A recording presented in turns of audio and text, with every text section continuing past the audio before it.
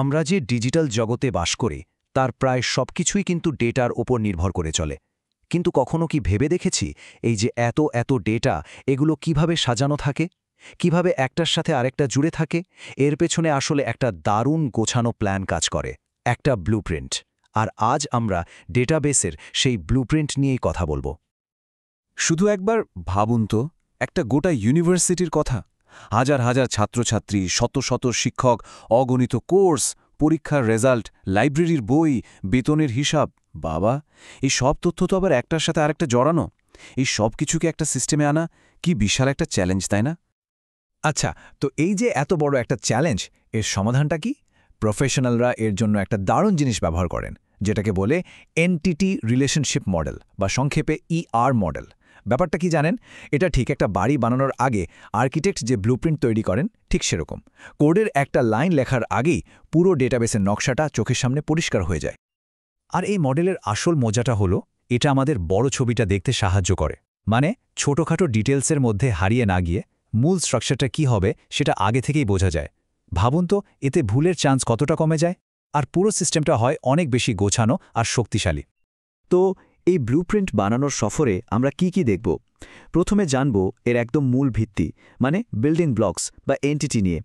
তারপর দেখব সেগুলোর খুঁটিনাটি বর্ণনা, মানে অ্যাট্রিবিউট। এরপর দেখব কিভাবে সবগুলোকে রিলেশনশিপ আর কি দিয়ে জোড়া লাগানো হয়। আর একদম শেষে দেখব কিভাবে এই নকশাটা একটা আসল ডেটাবেসে পরিণত হয়। চলুন তাহলে শুরু করা যাক আমাদের ব্লুপ্রিন্টের একদম প্রথম আর সবচেয়ে জরুরি উপাদানটা দিয়ে, যেটা হলো এন্টিটি। এটাই কিন্তু পুরো ডেটাবেসের ফাউন্ডেশন। সহজ করে বললে এন্টিটি কি? এন্টিটি হলো আমাদের ডেটাবেসের মূল জিনিস বা অবজেক্ট। আমরা যে বাড়ির ব্লুপ্রিন্টের কথা বলছিলাম না, ধরুন সেই ব্লুপ্রিন্টের এক একটা ঘর হলো এক একটা এন্টিটি। যেমন ছাত্র একটা এন্টিটি, শিক্ষক আরেকটা এন্টিটি, আবার কোর্সও একটা এন্টিটি। প্রত্যেকটাই কিন্তু আলাদা, স্বতন্ত্র। আচ্ছা, সব এন্টিটি কিন্তু সমান শক্তিশালী হয় না। কিছু আছে স্ট্রং এন্টিটি যাদের নিজস্ব পরিচয় আছে, যেমন ছাত্র। কিন্তু ধরুন একজন ছাত্রের ওপর নির্ভরশীল কোনো তথ্য, যেমন তার ইমার্জেন্সি কন্ট্যাক্ট ডিটেলস। এখন ছাত্রই যদি না থাকে, তাহলে তার ইমার্জেন্সি কন্ট্যাক্টের কি কোনো মানে আছে? নেই। এই যে নির্ভরশীল এন্টিটিগুলো, এদেরকেই বলা হয় উইক এন্টিটি। বেশ, আমাদের ব্লুপ্রিন্টের ঘর অর্থাৎ এন্টিটিগুলো তো চেনা হলো। এবার চলুন ঘরগুলোর ভেতরের ডিটেলস দেখি। মানে সেগুলোর বৈশিষ্ট্য কি, দেখতে কেমন, এই জিনিসগুলোকেই বলা হয় অ্যাট্রিবিউট। অ্যাট্রিবিউট মানে হলো একটা এন্টিটির গুণ বা বৈশিষ্ট্য। যেমন ছাত্র এন্টিটির অ্যাট্রিবিউট হতে পারে তার নাম, তার আইডি নম্বর বা তার ঠিকানা। আমাদের ব্লুপ্রিন্টের ভাষায় যদি বলি, তাহলে একটা ঘরের অ্যাট্রিবিউট হলো তার দেয়ালের রং কি, ঘরটা কত বড়, বা তাতে কটা জানালা আছে, এই সব ডিটেলস। এখন এই অ্যাট্রিবিউটগুলো কিন্তু কয়েক রকমের হয়। ডিজাইনটাকে আরও নিখুঁত করার জন্য এগুলোকে আলাদা আলাদা করে চেনা জরুরি। যেমন ধরুন সিম্পল বনাম কম্পোজিট, সিঙ্গল ভ্যালিউড বনাম মাল্টিভ্যালিউড, আবার স্টোয়ার্ড বনাম ডেরাইভড। চলুন কয়েকটা দেখিয়ে নিই। এই ছবিটা দেখুন। এখানে এমপ্লয়ার্স অ্যাড্রেস বা ঠিকানা একটা অ্যাট্রিবিউট। কিন্তু ঠিকানা মানে তো শুধু একটা জিনিস না, তাই না? এর ভেতরে বাড়ির নম্বর আছে, রাস্তার নাম আছে, শহরের নাম আছে। এই যে একটা বড় অ্যাট্রিবিউটকে এমন ছোট ছোট অংশে ভাগ করা যায়, একেই বলে কম্পোজিট অ্যাট্রিবিউট। আবার কিছু অ্যাট্রিবিউট আছে যার একাধিক ভ্যালু বা মান থাকতে পারে। যেমন একজনের তো একাধিক ফোন নম্বর থাকতেই পারে, তাই না? বা ধরুন কারও অনেকগুলো ডিগ্রি বা কোয়ালিফিকেশন থাকতে পারে। এই ধরনের অ্যাট্রিবিউটকেই বলে মাল্টি ভ্যালুড অ্যাট্রিবিউট। আর এটাকে বোঝানোর জন্য দেখুন ডাবল ওভাল চিহ্ন ব্যবহার করা হয়েছে। ওকে, তাহলে আমাদের ব্লুপ্রিন্টে ঘর এন্টিটি তৈরি, ঘরের ভেতরের সাজসজ্জা অ্যাট্রিবিউট ও ঠিকঠাক।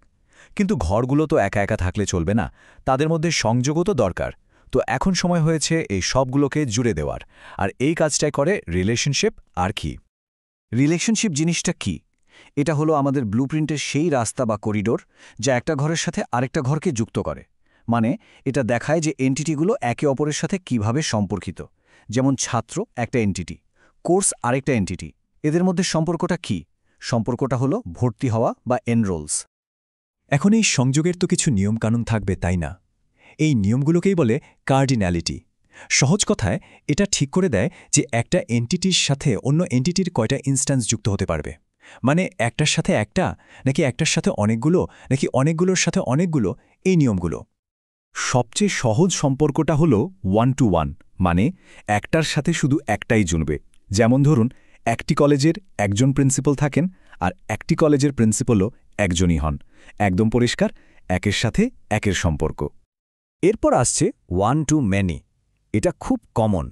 ছবিতে যেমন দেখা যাচ্ছে একটা ডিপার্টমেন্টে অনেক এমপ্লয়ি থাকতে পারে, কিন্তু একজন এমপ্লয়ি সাধারণত একটাই ডিপার্টমেন্টের আন্ডারে কাজ করে। এখানে সম্পর্কটা হলো একের সাথে অনেকের।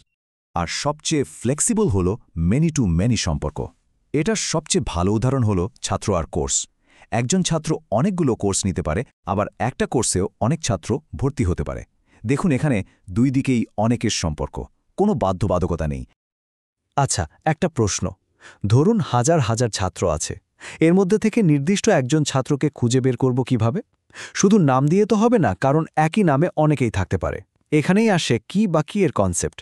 কি হলো এমন একটা অ্যাট্রিবিউট যা প্রত্যেকটা এন্টিটিকে আলাদাভাবে চিনতে সাহায্য করে। ঠিক যেমন প্রত্যেক ছাত্রের একটা ইউনিক আইডি নম্বর থাকে, বা আমাদের ব্লুপ্রিন্টের প্রত্যেকটা ঘরের একটা ইউনিক রুম নম্বর থাকে। তো আমরা ব্লুপ্রিন্টের সবগুলো পার্টস দেখে নিলাম: এন্টিটি, অ্যাট্রিবিউট, রিলেশনশিপ। এবার চলুন দেখি এই সব টুকরো টুকরো অংশগুলো জুড়ে দিলে ফাইনাল ছবিটা ঠিক কেমন দাঁড়ায়। এই যে দেখুন, এটাই হলো একটা কমপ্লিট ডায়াগ্রাম, আমাদের সেই ফাইনাল ব্লুপ্রিন্ট। এখানে এক নজরেই পুরো সিস্টেমটা দেখা যাচ্ছে। কোন কোন এন্টিটি আছে, তাদের বৈশিষ্ট্য বা অ্যাট্রিবিউটগুলো কী, আর তাদের মধ্যেকার জটিল সম্পর্কগুলো কেমন। ডিজাইন পর্বের শেষে ঠিক এরকমই একটা চিত্র পাওয়া যায়। আর একবারই ব্লুপ্রিন্টটা ফাইনাল হয়ে গেলে ব্যাস, এটা সোজা চলে যায় ডেভেলপারদের কাছে। তারা তখন এই নকশাটাকেই গাইড হিসেবে ব্যবহার করে আসল ডেটাবেসটা তৈরি করে ফেলেন। মানে এবার শুধু নির্মাণের অপেক্ষা। তাহলে চলুন আজকের আলোচনাটা এক কথায় গুছিয়ে নিই। 3টে মূল জিনিস মনে রাখতে হবে। এন্টিটি হলো আমাদের ব্লুপ্রিন্টের ঘর, অ্যাট্রিবিউট হলো সেই ঘরের বৈশিষ্ট্য বা ভেতরের সাজসজ্জা, আর রিলেশনশিপ হলো ঘরগুলোকে যুক্ত করার করিডর বা রাস্তা। এবার একটা মজার জিনিস ভাবা যাক। আমরা প্রতিদিন কত অ্যাপ ব্যবহার করি, তাই না? ফেসবুক, ইনস্টাগ্রাম বা কোনো অনলাইন শপিং অ্যাপ। আচ্ছা, এদের পেছনের ডেটা ব্লুপ্রিন্টটা কেমন হতে পারে? ইউজার, পোস্ট, লাইক, কমেন্ট, এই এন্টিটিগুলোর মধ্যে সম্পর্কটা কি? 1 to 1 নাকি মেনি টু মেনি?